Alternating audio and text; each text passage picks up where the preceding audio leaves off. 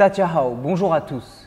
Aujourd'hui, nous allons parler de vos importations de conteneurs depuis la Chine vers la France.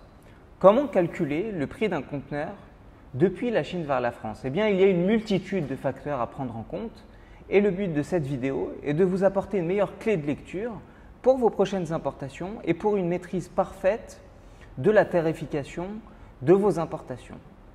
On va décomposer cette vidéo en plusieurs parties, sachant qu'il y a une multitude d'éléments à prendre en compte dans le prix de ces importations de conteneurs entre la Chine et la France.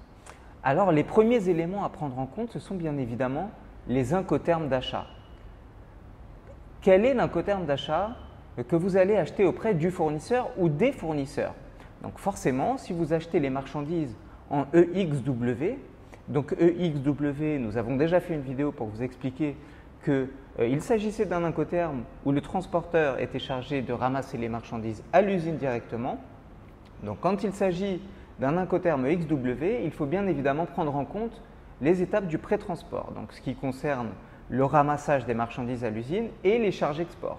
Donc les charges export, ça inclut la documentation, la déclaration en douane à l'exportation, le BL, les frais de port, etc., etc. Donc voilà, le premier élément à prendre en compte, c'est l'incoterm d'achat. Si vous achetez en ex-work, vous allez compter toutes les étapes du pré-transport. Et si vous achetez en FOB, eh bien tout ce prix sera d'ores et déjà inclus dans le prix, dans la prestation, dans la cotation du fournisseur. Donc prenez en compte l'incoterm d'achat qui va avoir un impact d'une certaine manière sur le prix de l'importation. Maintenant, combien y a-t-il de fournisseurs? S'il y a un seul fournisseur, le ramassage des marchandises, si c'est en ex-work, ne se fera qu'auprès d'une seule usine. Tandis que si vous avez une multitude de fournisseurs en Chine, vous achetez des marchandises à Guangzhou, à Shenzhen, à Hong Kong, à Shanghai, etc., etc., eh bien vous allez devoir consolider les marchandises. Donc ça concerne le second point, la consolidation de vos marchandises. Effectivement, plus vous avez de fournisseurs, plus vous devez organiser la consolidation, donc rassembler toutes les marchandises dans un entrepôt avec un prestataire logistique pour par la suite pouvoir importer le tout en un, ce qui va être bien plus judicieux d'un point de vue tarifaire. Donc ça, c'est le second point. Maintenant, le troisième point, c'est en fonction de tous ces achats, en fonction des dimensions totales, quel sera le type de conteneur utilisé. Forcément, si les marchandises excèdent, disons, les 30 mètres cubes ou les 33 mètres cubes, eh bien, on aura recours à un conteneur 40 pieds dont la capacité volumétrique est de 67 mètres cubes. Donc, il faut bien prendre en compte le volume qui va avoir un impact sur le prix parce qu'en fonction du volume, vous allez choisir le conteneur adéquat. Donc ça, c'était le troisième point. Un autre point qui vient s'ajouter au prix de cette importation, au prix du transport de conteneurs, c'est le mode de livraison. Alors, c'est très important. Quand vous importez un conteneur depuis l'étranger vers la France, par exemple, ou bien la Belgique ou d'autres pays, vous avez différentes modalités de livraison, différentes options. La première option est la moins onéreuse. Alors, cette option, qu'est-ce que c'est très concrètement? C'est la livraison du conteneur directement à destination, ce qu'on appelle, dans des termes plus techniques, le CNY. Donc concrètement, qu'est-ce que c'est? Eh bien, nous allons importer le conteneur par voie maritime et nous allons directement livrer le conteneur à destination. Alors cette option est plus intéressante financièrement. En revanche, il faut avoir des conditions d'accessibilité adéquates. Qu'est-ce que ça veut dire? Ça veut tout simplement dire qu'à destination, vous devrez avoir soit un quai de déchargement, soit de la manutention pour décharger, donc des Fenwick, etc. Un quai de déchargement, pourquoi? Parce que le conteneur sera disposé à 1,50 m du sol et vous aurez 2 à 3 heures pour le déchargement, donc qui sera de votre entière responsabilité. Il faut savoir que le chauffeur ne participe jamais au déchargement. Voilà, donc ça c'est la première option de livraison, tandis que la seconde concerne, elle, un dépotage au port. Donc vos marchandises seront tout simplement dépotées, mises dans un camion à ion et livrées, donc en fonction de la nature des marchandises. Mais disons que la plupart du temps, c'est comme ça que ça va se passer. Donc c'est un élément, encore une fois, important à prendre en compte. L'option de livraison qui va avoir un impact sur le coût final. Forcément, la livraison du conteneur est moins onéreuse que le dépotage étant donné qu'il y a moins de manutention à effectuer. Donc ça, c'est un autre point à prendre en compte pour le prix du conteneur. Un autre point encore qui vient s'ajouter, c'est la distance. La distance entre le port et la ville de livraison. Si par exemple on livre les marchandises, donc le port de destination plutôt est Fos-sur-Mer, et que les marchandises doivent être livrées, disons, je ne sais pas, à Avignon par exemple, la distance de livraison n'est pas très importante. Tandis que si on doit livrer dans les montagnes ou bien dans des régions qui sont plus lointaines, disons, eh bien forcément il y aura le prix de la livraison qui aura une certaine répercussion sur le prix final, étant donné la distance entre le port de destination et l'adresse de livraison. Donc ça, c'est un autre facteur à prendre en compte. Maintenant, il y a encore une multitude de facteurs. Effectivement, il y a beaucoup d'éléments qui rentrent en compte dans le mode de calcul de votre conteneur depuis la Chine vers la France. Maintenant, il s'agit plutôt des marchandises. Quel type de marchandises allez-vous acheter? Effectivement, vous avez des dénominations douanières, donc ce qu'on appelle les HS codes, qui vont engendrer des droits de douane à destination plus ou moins importants. Donc encore une fois, la nature des marchandises est un élément décisif à prendre en compte pour avoir une vue d'ensemble sur le prix du conteneur. Donc en fonction des HS codes, vous allez avoir différents droits de douane à destination.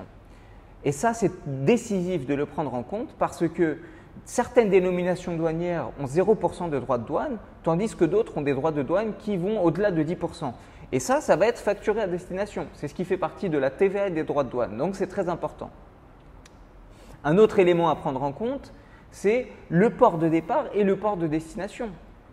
En fonction des achats effectués en Chine, quel sera le port de départ le plus proche et quel sera le port de destination? Effectivement, il y a des ports principaux en Chine, donc pour en citer quelques-uns, Shanghai, Shenzhen, etc., où les taux de fret sont moins onéreux. Donc en fonction du port de départ et du port de destination, il y aura des coûts qui vont varier. Si par exemple on expédie les marchandises depuis le port, disons, de Quanzhou, qui est un port secondaire, qui n'est pas un port comme Shenzhen, depuis Quanzhou vers le port de Bordeaux, eh bien, le prix de fret sera beaucoup plus onéreux parce que le trafic international de conteneurs entre ces deux ports est moins important. Donc, cela va avoir un impact direct sur le coût de l'importation. Donc, voilà encore un autre élément à prendre en compte. Et vous avez également des facteurs, je dirais, conjoncturels qui sont la saisonnalité. En fonction de la saisonnalité, si vous expédiez au Nouvel An chinois, les prix de fret seront bien plus élevés que si vous expédiez à des périodes un peu plus creuses. Donc, vous avez tous ces éléments à prendre en compte. Il faut également prendre en compte le prix du pétrole qui va avoir un impact sur le prix. Donc, toute cette multitude d'éléments est nécessaire à prendre en compte pour le prix de vos importations qui va être déterminant dans le mode de calcul de vos transports et déterminant pour votre business plan pour effectuer un business plan efficace qui va vous permettre de déterminer vos marges exactes. Donc voilà, prenez en compte tous ces éléments qui sont absolument essentiels au mode de calcul de vos importations. Maintenant, la question, c'est comment emballer vos marchandises. Vous avez des fournisseurs qui vous proposent des cartons, des fournisseurs qui vous proposent des palettes et bien d'autres qui vous proposent par exemple des caisses. Donc déjà, on va dire que l'emballage dépend de la fragilité des marchandises. Si vous avez des marchandises fragiles, les caisses sont de loin le mode de transport le plus sécurisé. D'accord? Donc maintenant, par mesure de précaution, il est toujours préférable et d'ailleurs et même moins onéreux d'expédier en palettes avec des palettes Europe, sachant que la manutention sera plus facile à destination. Donc quand vous avez des importations par conteneur complet, libre à vous d'importer les marchandises en vrac. Donc en vrac, c'est-à-dire qu'on met les cartons comme ça directement dans le conteneur et puis on importe de cette manière. Par contre, la manutention sera un peu plus compliquée, un peu plus complexe à destination, ce qui va engendrer des frais supplémentaires. Donc ce qu'on vous conseille, c'est dans un premier temps d'étudier la fragilité des marchandises. Vous avez certaines marchandises qui peuvent être transportées sans problème et d'autres qui ont besoin d'un emballage très particulier, d'un emballage qui propose une sécurité optimale des marchandises. Donc là, le cas échéant, on va vous proposer une caisse bois. Sinon, on vous suggère d'avoir recours à la palettisation parce que la manutention à destination sera plus simple pour la livraison des marchandises et ça apporte une sécurité supplémentaire à vos marchandises pendant le transit. Donc il faut savoir que dans un conteneur 20 pieds, on peut mettre en théorie des palettes Europe. J'entends les palettes Europe qui ont des dimensions particulières. Donc les palettes Europe, c'est 120 cm sur 80 sur 160 de hauteur. Donc dans un conteneur 20 pieds, vous pouvez mettre environ 8 palettes Europe. D'accord? Et puis, dans un conteneur 40 pieds, vous pouvez en mettre 22. Maintenant, la question est de savoir est-ce que vous pouvez superposer les palettes ou alors les caisses ou alors les cartons. Est-ce que c'est gerbable? Le terme technique, c'est gerbable. Donc, vous avez tous ces éléments à prendre en compte. Vous n'avez pas de restriction particulière quant à l'emballage des marchandises quand il s'agit d'un conteneur complet parce que vous n'avez que vos marchandises, donc libre à vous de choisir l'emballage de votre choix. En revanche, préférez la palettisation, préférez un mode d'emballage qui sécurise la nature des marchandises, qui sécurise le bon état des marchandises en fait pendant le transit pour avoir une livraison optimale et minimiser les risques pendant le transport, tout simplement. Quels sont les délais? Alors encore une fois, on en a parlé au début de cette vidéo, les incoterms vont avoir un impact sur le prix de la prestation de transport, bien évidemment, mais également un impact sur le délai, forcément. Si vous importez en porte-à-porte, il faut, donc en ex-work plus techniquement, il faut compter le délai de ramassage des marchandises, la livraison au port de départ avec bien évidemment ce qui concerne la déclaration en douane, toutes les charges export, donc les frais de manutention, etc., la mise à disposition du conteneur, et puis le délai du fret maritime avec le dédouanement en France et la livraison du conteneur ou bien des marchandises plus simplement. Voilà. Donc quand il s'agit de porte-à-porte, donc autrement dit de ex-work DAP, donc ex-work, c'est-à-dire qu'on ramasse les marchandises à l'usine, DAP qu'on les livre à destination, donc là c'est une prestation porte-à-porte, il faut compter un délai de 40 à 45 jours. Si en revanche vous importez via l'incoterm FOB, Free and Board, donc le fournisseur livre les marchandises au port de départ directement, là on va compter un délai de 30 à 35 jours qui va comprendre le fret maritime, le dédouanement et la livraison en France. Donc le dédouanement est plutôt rapide, ça peut prendre on va dire 3 à 5 jours en fonction du volume de marchandises en magasin. Il y a des moments où il y a beaucoup de marchandises, donc il y a un délai d'attente qui est légèrement plus long, donc ça varie sensiblement. Et vous avez également le délai de livraison. En général, c'est assez rapide, ça ne prend qu'un jour ou une demi-journée, mais il faut prendre en compte donc le dédouanement et la livraison. Voilà, donc 45 jours pour le porte-à-porte et 30 à 35 jours pour le FOB. Quels sont les risques? Alors cette question est très importante et beaucoup d'entre vous nous posent la question. Quels sont les risques si j'importe un conteneur depuis la Chine vers la France? Les risques sont multiples. Déjà, on va parler des risques douaniers. Si vous avez des marchandises qui sont importées sous la mauvaise dénomination douanière, donc c'est-à-dire que en fait, vous donnez le mauvais HS code. Chaque marchandise est classifiée sous un code douanier particulier. Ce code douanier est désigné par les douanes françaises ou les douanes d'un autre pays. Et si jamais vous donnez le mauvais HS code, il y aura des sanctions douanières qui seront à vos frais. Donc ça, c'est le premier élément très important.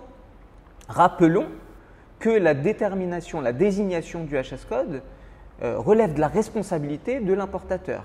Le transitaire peut aider l'importateur à désigner le bon HS code. Si vous donnez une description parfaite de vos marchandises, le transitaire, le prestataire logistique va vous apporter des suggestions. Donc vous dire voilà, pour cette marchandise, c'est ce HS code, c'est ce code douanier, mais ça reste de votre responsabilité. Donc c'est à vous soit de trouver le bon HS code et d'en être sûr, soit de donner au transitaire le plus d'informations possible pour que celui-ci vous adresse la bonne dénomination douanière. Donc ça, c'est le premier élément à rappeler qui est très important. Donnez le bon HS code, sinon cela va engendrer des sanctions douanières. C'est le premier point. Le second point, c'est les certificats. En fonction des marchandises que vous allez importer, il y a parfois certains certificats, une liasse documentaire particulière à proposer. Donc ces certificats, ça peut être les certificats CE, les certificats de fumigation pour les marchandises en bois, etc. Donc ça aussi, c'est de votre responsabilité de voir si le fournisseur possède cette documentation. Donc nous, on peut vous assister dans cette démarche, le transitaire peut vous assister, mais ça reste à l'importateur de voir quelle est la documentation conforme, la documentation requise en fonction de la nature des marchandises. Le transitaire vous assiste dans vos démarches d'importation, mais c'est l'importateur qui doit être, disons, informé de toute cette documentation à présenter aux douanes françaises. Donc si vous n'avez pas cette documentation, cela va encore engendrer des frais douaniers, des sanctions douanières qui pourront être assez élevées. Donc ça représente un autre risque. Vous avez également d'autres marchandises. Disons que vous importez des figurines Marvel par exemple. Eh bien, vous avez ce qu'on appelle les licences. Vous devez avoir des licences pour importer des marchandises sous ces marques. D'accord ? Ce sont des marques déposées, Marvel, etc. Donc, vous devez avoir des licences. Donc, encore une fois, là, il ne s'agit pas vraiment de certificat, il s'agit plutôt de licences. Mais ces éléments sont à prendre en compte dans la mesure où si vous n'avez pas les licences requises et qu'il y a un contrôle douanier, vous allez encore une fois avoir des sanctions douanières. Donc, faites bien attention à la nature des marchandises que vous allez importer, aux normes qui sont requises dans le pays d'importation et le transitaire pourra vous assister pourra vous dire quels sont les documents à transmettre. Donc ça, c'est un point important. Par contre, c'est à vous de voir en fonction des marchandises toutes ces réglementations qui sont requises dans le pays d'importation. Donc ça, c'est les éléments qui représentent les risques douaniers.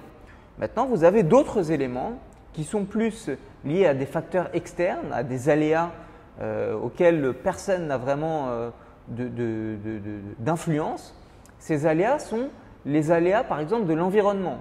Si jamais votre conteneur est sur un bateau où il y a une tempête importante, il se peut que le bateau flanche, on va dire, il se peut que le bateau ait des secousses importantes et que le conteneur tombe à la mer. Donc ça, c'est des éléments qui arrivent très rarement, mais ça peut arriver.